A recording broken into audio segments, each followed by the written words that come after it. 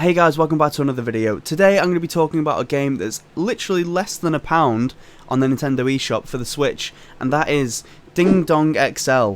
It cost me 89 pence, and it's absolutely fantastic.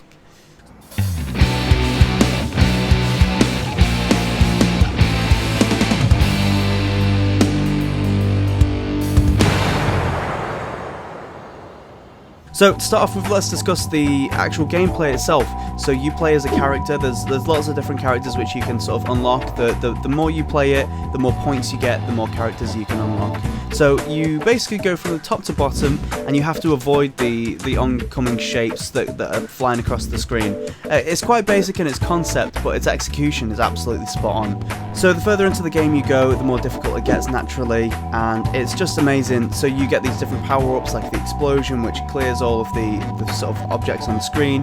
You get the slow motion one where the objects slow down, and the fast motion. The difference with the fast motion and the slow motion is with the fast motion you can just spam it back and forth, and you can hit all of the objects without needing to worry about them sort of ending the game. It's so satisfying with the controls because if you time it perfectly when you're going up and down, it's so seamless and it's so addicting when that happens. You've got to be spot on with the timing, but when it happens you just go back and forth so fluidly, and it's so addicting. Like, the amount of times I've had a game over just trying to, you know, like do the do the seamless motion. It's amazing. So here are some of the different characters. We've got like the different coloured orbs, then we've got other ones like the globe, and we've got the Slenderman looking one, which changes the gameplay completely. It makes the screen all sort of grey and grainy, and it's a little bit disorienting to play with, to be honest. It's cool to look at first, but I think it's ultimately very distracting for me to play, so I tend to play with the dog, to be honest. And that's the one where I had my highest score, which was over 100, which was pretty good for me. I love the attention to detail in this game. Even when the game's over with the dog,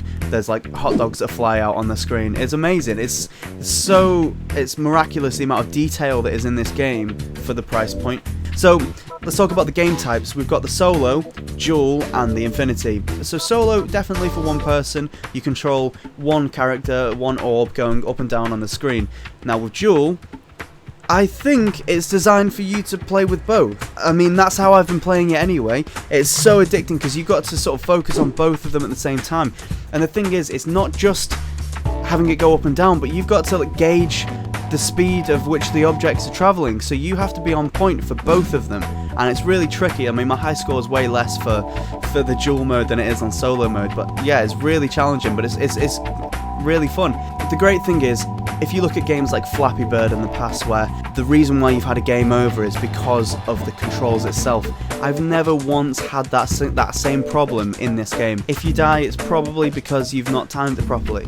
It's not to do with the game's controls because they feel so fluid. So that's another amazing point, and the caliber of this game for the price point, again, I must further emphasize this, is insane. It's 89 pence. So all in all, this game is insane. Honestly, can't believe it's this price.